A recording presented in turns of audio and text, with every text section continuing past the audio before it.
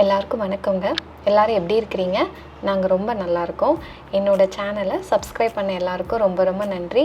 இன்றைக்கி என்ன வீடியோ நான் உங்களோட ஷேர் பண்ணுறேன் அப்படின்னு பார்த்தீங்கன்னா, எங்கள் வீட்டுக்காரங்களோட பர்த்டே அன்னைக்கு நான் என்ன கேக் பண்ணேன், அது எந்த மாதிரி டெக்கரேட் பண்ணேன், அப்புறம் நாங்கள் எந்தெந்த ரெசிபிலாம் பண்ணி நான் என் ஃப்ரெண்ட்ஸோடு எப்படி எங்கள் வீட்டுக்காரங்களோட பர்த்டே செலிப்ரேட் பண்ணோம் அப்படிங்கிறதான் இன்றைக்கி நான் உங்களோட வீடியோ ஷேர் பண்ணுறேன்.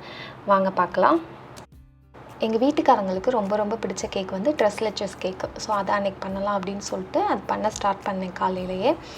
அதுக்கு வந்து 2 cup all purpose flower, 3 teaspoon baking powder, 1/2 teaspoon உப்பு இதெல்லாம் போட்டு நல்லா மிக்ஸ் பண்ணிவிட்டு அதை ஒரு ஓரமாக வச்சுக்கிட்டேன். அதுக்கப்புறம் இந்த மாதிரி தனித்தனியாக 2 பவுல் எடுத்துகிட்டு அதில் அந்த முட்டையோட மஞ்சள் கருவு தனியாகவும் அந்த வெள்ளை இருக்குது பார்த்திங்களா, அதையும் தனித்தனியாக எடுத்துக்கிட்டேன். இதோட எண்ணெய் எவ்வளோ போடணும் அப்படிங்கிறத நான் டிஸ்கிரிப்ஷனில் கொடுக்குறேன், செக் பண்ணி பாருங்கள். இந்த மஞ்சள் கருவை மட்டும் ஃபஸ்ட்டு நல்லா பீட் பண்ணிவிட்டு அதில் வந்து 1/2 கப் சுகர் சேர்த்துட்டு அதையும் நல்லா அந்த சுகர் வந்து கரையிற அளவு நல்லா பீட் பண்ணிக்கிட்டேன்.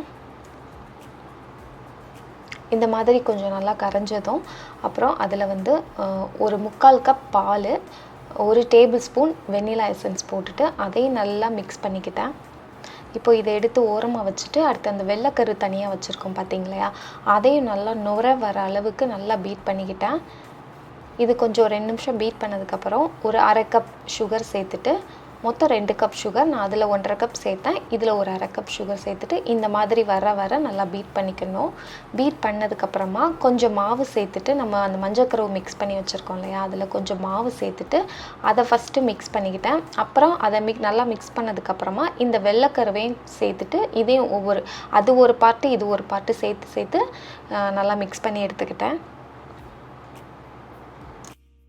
அன்றைக்கி வந்து ஹரி ஸ்கூலுக்கு போகலை, அவனுக்கு லைட்டாக கோல்டு. அந்த வீக்கெண்ட் வந்து நாங்கள் பீச் போயிருந்தோம். ஸோ அதனால் கொஞ்சம் கோல்டு வந்துடுச்சு, அதனால் நான் ஸ்கூலுக்கு அனுப்பலை.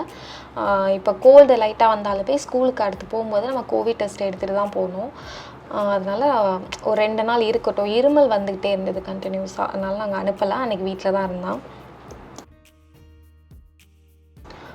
இந்த கேக்கு பார்த்திங்கன்னா 2 9 இன்ச் பேன் எடுத்துக்கிட்டிங்க அப்படின்னா இந்த கேக்கு வந்து பேக் பண்ணுறதுக்கு கரெக்டாக இருக்கும். இதோட அளவுகள்லாம் நான் வந்து 2 9 இன்ச் பேனில் தான் அந்த பட்டரெல்லாம் தடவிட்டு அந்த பார்ச்மெண்ட் பேப்பர் வச்சு கட் பண்ணி அதை நல்லா அந்த ரவுண்ட் ஷேப்பில் கட் பண்ணி வச்சுட்டு அதுலேயும் கொஞ்சம் பட்டர் தடவி அந்த மாவெல்லாம் சரிசமமாக இருக்கணும். ஒரு இதில் ஏன்னா ரொம்ப ஊற்றிட்டோம் அப்படின்னா பொங்கி கீழே வந்துடும். ஸோ சரிசமமான அளவில் இருந்துச்சுன்னா நமக்கு டெக்கரேட் பண்ண கொஞ்சம் ஈஸியாக இருக்கும். எடுத்து அவனை வந்து 350 டிகிரிக்கு ப்ரீஹீட் பண்ணி வச்சுட்டேன். இந்த இது இருக்குது பார்த்திங்களா, இந்த துணி மாதிரி அது போட்டோம் அப்படின்னா கொஞ்சம் கேக்கு வந்து லெவலாக வரும், ஒரே லெவலில் வரும். அதனால தான் அந்த இது போட்டுக்கிட்டேன். இப்போ இதை வந்து ஒரு ஃபஸ்ட்டு 25 மினிட்ஸ் வந்து பேக் பண்ணிவிட்டு அதுக்கடுத்து அது பேக் ஆகுதா ஆகலையான்னு செக் பண்ணதுக்கப்புறமா எக்ஸ்ட்ரா ஒரு 5 மினிட்ஸ் வச்சுக்கிட்டேன். நான் மொத்தம் 30 மினிட்ஸ் பேக் பண்ணேன். இப்போ இது நல்லா ஆறுனதும் இங்கே பார்த்திங்கன்னா அந்த மாதிரி ஒட்டாமல் வரணும்.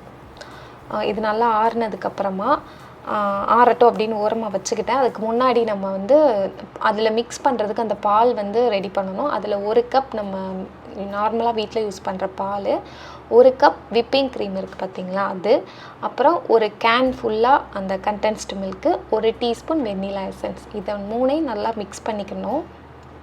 இதை மிக்ஸ் பண்ணி எடுத்து தனியாக வச்சுட்டேன். அந்த கேக்கெல்லாம் ஆறுனதுக்கப்புறமா அதை ஒரு பிளேட்டுக்கு மாற்றிட்டு அந்த ஓரங்கள்லாம் அந்த மாதிரி கத்தியோட பின் சைடு இருக்குது பார்த்திங்களா, அதை வச்சு எடுத்து விட்டோம் அப்படின்னா ஈஸியாக கேக் நமக்கு வந்துடும் தனியாக. பார்த்திங்களா எவ்வளோ சாஃப்டாக வந்திருக்குன்னு. ஸோ இது ஒரு பெர்ஃபெக்ட் வெண்ணிலா கேக்கு. ஆனால் எனக்கு வந்து LECHES எக்கு போட்டு பண்ணால் தான் அந்த டேஸ்ட்டு பிடிக்கும். அதனால தான் நான் எக்கு போட்டு பண்ணியிருந்தேன். எக்கு போடாமல் நான் இன்னொரு டைம் உங்களுக்கு நான் வந்து காட்டுறேன். நிறைய பேர் கேட்குறீங்க எக்கு இல்லாமல் எப்படி வெண்ணிலா ஸ்பாஞ்ச் கேக் செய்கிறது அப்படின்னு சொல்லிட்டு, நான் அது கண்டிப்பாக உங்களுக்கு நான் பண்ணுறேன். இப்போ இந்த கேக்கில் வந்து இந்த ஃபோர்க் வச்சு நல்லா அந்த மாதிரி குத்தி விட்டுட்டு அதில் வந்து நம்ம மிக்ஸ் பண்ணி வச்சுருக்கோம் இல்லையா அந்த பால், 3 மில்க்குன்னு சொல்லுவாங்க. LECHESக்கு வந்து 3 மில்க்குன்னு சொல்லுவாங்க. அந்த 3 பால் கலந்து வச்சுருக்கோம் இல்லையா, அதை வந்து இந்த மாதிரி அந்த ஓட்டைகள் நடுவுலலாம் ஊற்றிக்கணும். நல்லா ஊறணும் அந்த கேக் வந்து இந்த பால், அதை தான் டேஸ்ட்டே இந்த கேக்குக்கு. அந்த மாதிரி உள்ள எல்லா பாலையுமே 2 கேக்லேயும் ஊற்றி ஃப்ரிட்ஜில் வச்சுட்டேன். அது நல்லா ஒரு 2 ஹவர் அட்லீஸ்ட் 2 ஹவர்ஸாவது ஊறணும். ஓவர் நைட் ஊறிச்சுன்னா இன்னும் ரொம்ப டேஸ்ட்டாக இருக்கும். ஸோ நான் வந்து ஒரு 2 மணி நேரம் தான் ஊற வச்சேன். அது ஊறிட்டு ஒரு 2 மணி நேரம் கழிச்சதுக்கப்புறம் நான் க்ரீம் பண்ண ஸ்டார்ட் பண்ணிட்டேன். அதுக்கு ஃபஸ்ட்டு ஒரு 4 கப் விப்பிங் க்ரீம், அதில் அதுக்கப்புறம் 1 கப் பவுடர் சுகர், அப்புறம் plus 2 table spoon 1/4 cup powder sugar சேர்த்துக்கிட்டேன். கொஞ்சோண்டு வெண்ணிலா எசன்ஸ் சேர்த்துட்டு அது நல்லா பீட் பண்ணணும். இந்த மாதிரி கன்சிஸ்டன்சி வர வரைக்கும் நல்லா பீட் பண்ணிட்டோம் அப்படின்னா அது நமக்கு டெக்கரேட் பண்ணுறதுக்கு கீழே விழாமல் இருக்கும். இப்போ வந்து நம்ம சப்ஸ்கிரைபர் கேட்டிருந்தாங்க இல்லையா, என் பேர் சொல்லுங்கன்னு சொல்லிட்டு, அவங்க நேம் எல்லாம் சொல்கிறேன். பிரகிதா, ஜெனிஃபர், ஸ்ரீமதி, யாத்ரா, ஜெனி, மோனிகா, ஸ்ரீதிகா, வீரலக்ஷ்மி, யுவாஸ்ரீ, அபி, பானு, சாதனா, பஹிட்டா, தாரணி, வரலக்ஷ்மி, தாரிகா, தனலக்ஷ்மி, இவங்க எல்லாருக்குமே ஒரு பெரிய ஹாய் சொல்லிக்கிறேன். நிறைய பேர் கேட்டிருந்தீங்க என் பேர் ஏன்க்கா சொல்ல மாட்டேங்கிறீங்க அப்படின்னு சொல்லிட்டு. நான் கண்டிப்பாக ஒவ்வொரு வீடியோலையும் கொஞ்சம் பேராக நான் உங்கள் எல்லாருக்குமே ஹாய் சொல்கிறேன்.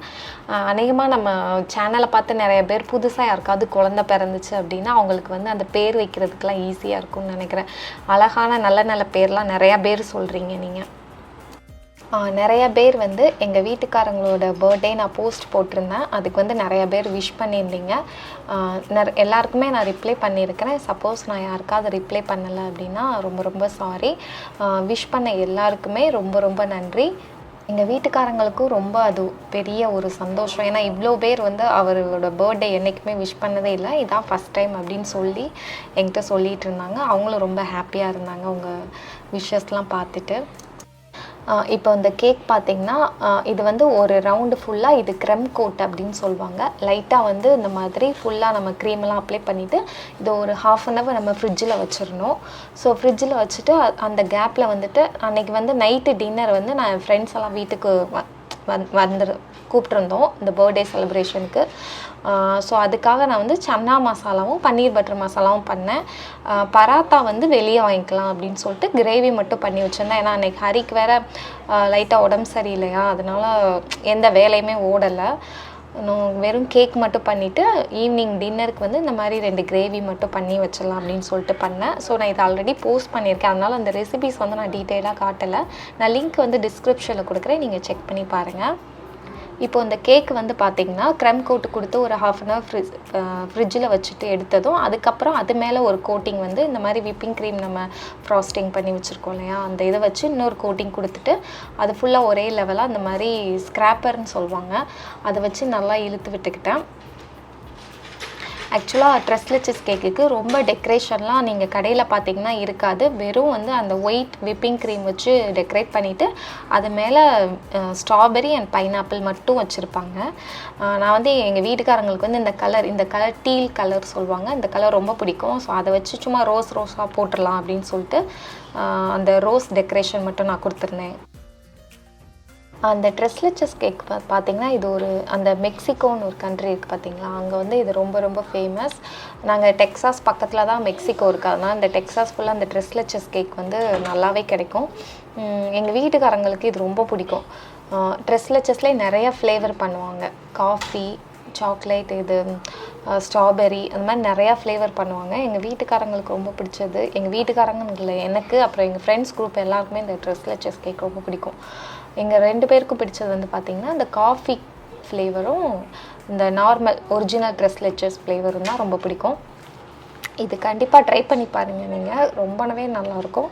ஈஸியான ப்ராசஸ் கூட. இவ்வளோ க்ரீம் வைக்கணும்லாம் அவசியம் இல்லை. நான் வந்து சும்மா ஒரு பர்த்டே அப்படிங்கிறதுக்காக நான் அந்த மாதிரி டெக்கரேட் பண்ணுறேன்.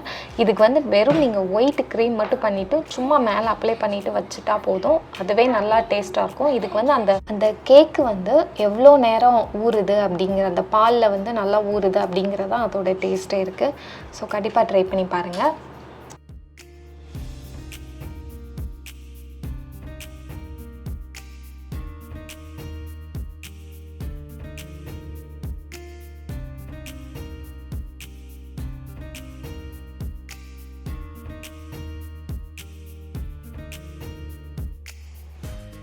கேக்கெல்லாம் பண்ணி முடிச்சதுக்கப்புறம் அந்த இடம் ஃபுல்லாக கொஞ்சம் க்ரீமெல்லாம் சிந்தி கிடந்தது. ஸோ அது எல்லாமே அந்த டிஷ்யூ வச்சு, அந்த வெட் டிஷ்யூ இருக்குது பார்த்திங்களா, அதை வச்சு நல்லா க்ளீன் பண்ணிட்டோம் அப்படின்னா நமக்கு அந்த கிச்சன் வந்து அந்த பிசு இல்லாமல் இருக்கும். ஸோ அதை உடனே க்ளீன் பண்ணிட்டா தான் உண்டு. எல்லாம் ரொம்ப ட்ரை ஆகிட்டு ஒரு மாதிரி பிசு பிசுன்னே இருக்கும் அந்த கவுண்டர் டாப் ஃபுல்லாக. சன்னா மசாலாவையும் பன்னீர் பட்டர் மசாலாவும் ஒரே நேரத்தில் பண்ணி முடிச்சிட்டேன். 4 அடுப்பு இருக்கனால அது ரெண்டையும் தனித்தனியாக ஒவ்வொரு அடுப்புலேயே பண்ணி முடிச்சிட்டேன். ஸோ ரொம்ப குவான்டிட்டியும் இல்லை, நாங்கள் 4 ஃபேமிலி தான். அதனால் பசங்களுக்கெல்லாம் பன்னீர் பட்டர் மசாலாவும் எங்களுக்கெல்லாம் சன்னா மசாலாவும் கரெக்டாக பண்ணி முடிச்சிட்டேன்.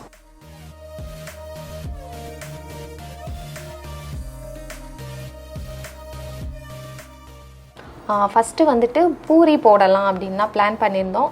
ஆனால் இந்த கிரேவி பண்ணுறதுக்கே ரொம்ப லேட் ஆயிடுச்சு. அன்றைக்கி நான் வேறு கொஞ்சம் சோம்பேறித்தனமாகவே எல்லாமே லேட்டாகவே பண்ணிக்கிட்டு இருந்தேன். அதனால் பூரி போட முடியாது, அதுக்கப்புறம் மாவு பிசைஞ்சு போடுறது கொஞ்சம் கஷ்டம் அப்படின்னு சொல்லிவிட்டு வெளியே எங்கள் வீட்டு பக்கத்தில் ஒரு கடை இருக்குது. அங்கே வந்து இந்த பராத்தா வந்து சூப்பராக இருக்கும். ஸோ நாங்கள் எப்பயுமே ஏதாவது சோம்பேறியாக இருந்தது அப்படின்னு சொன்னால் வீட்டில் நாங்கள் கிரேவி பண்ணிவிட்டு அந்த ஃப்ரெண்ட்ஸாக சேரும்போது வெளியே பராத்தா வாங்கி சாப்பிட்டுக்குவோம். அதே மாதிரி அன்றைக்கி சன்னா மசாலாவுக்கும் பன்னீர் பட்டர் மசாலாவுக்கும் பராத்தா ரொம்ப நல்லாயிருக்கும் அப்படின்னு சொல்லிட்டு அன்றைக்கும் நாங்கள் வெளியே வாங்கிட்டோம். அதுக்கப்புறம் அந்த கிச்சன் ஏரியாலாம் ஃபுல்லாக க்ளீன் பண்ணிடலாம் அப்படின்னு சொல்லிட்டு அந்த அடுப்பெல்லாம் தொடச்சி எடுத்துட்டேன். அதுக்கப்புறம் எல்லோரும் 7 மணிக்கே வரேன்னு சொல்லியிருந்தாங்க. அவங்க வர்றதுக்குள்ளே எங்களுக்கெல்லாம் ட்ரெஸ் எல்லாம் நல்லா அயன் பண்ணிவிட்டு அவங்கள போட்டு விட்டுடலாம் அப்படின்னு சொல்லிட்டு அவங்க போட வேண்டிய ட்ரெஸ் எல்லாம் அயன் பண்ணிகிட்டு இருந்தேன். இந்த ஆதிரன் வேறு போகிற இடத்துலலாம் அவனுக்கு தூக்கம் ஆல்ரெடி வர ஆரம்பிச்சது. ஸோ கேக்லாம் கட் பண்ணி முடிச்சதுக்கப்புறம் தூங்க வச்சுக்கலாம் அப்படின்னு சொல்லிட்டு நான் அவனை தூங்க வைக்காமல் இருந்தேன்.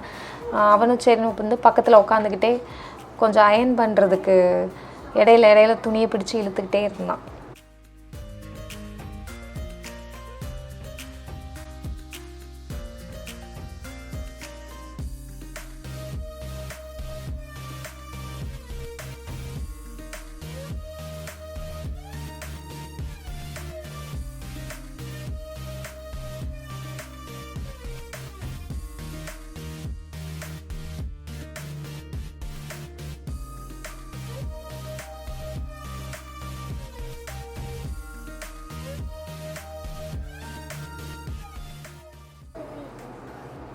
அதுக்கப்புறம் பார்த்திங்கன்னா நான் வந்து அந்த கிச்சன் ஏரியா கீழே ஃபுல்லாக பெருக்கிட்டு அப்புறம் அந்த வாசல் என்ட்ரன்ஸ் இருக்குது பார்த்திங்களா, அங்கே கொஞ்சம் அந்த கார்பெட் இல்லாத ஏரியா இருக்கும், அதையும் நல்லா பெருக்கிட்டு எல்லாத்துக்கும் மொத்தமாக மாப் போட்டு வச்சுட்டேன்.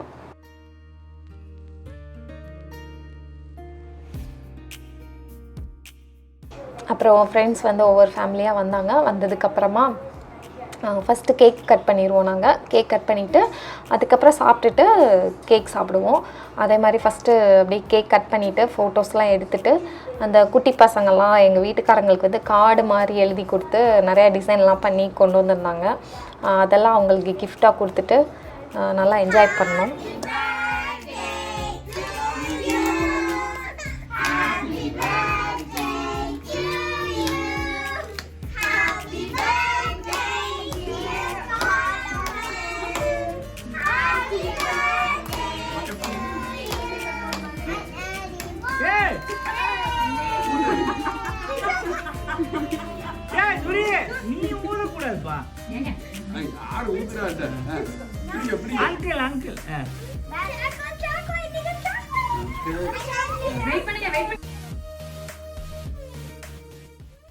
இந்த மாதிரி தான் எங்கள் வீட்டுக்காரங்களோட பர்த்டே அன்னைக்கு நாங்கள் செலிப்ரேட் பண்ணோம். ஸோ எப்படி இருந்தது அப்படின்னு சொல்லிட்டு எனக்கு கமெண்ட் பண்ணுங்கள். கண்டிப்பாக அந்த கேக் ட்ரை பண்ணிவிட்டு அதுவும் எப்படி இருந்தது அப்படின்னு சொல்லிட்டு கீழே எனக்கு கமெண்ட் பண்ணுங்கள். தேங்க்யூ.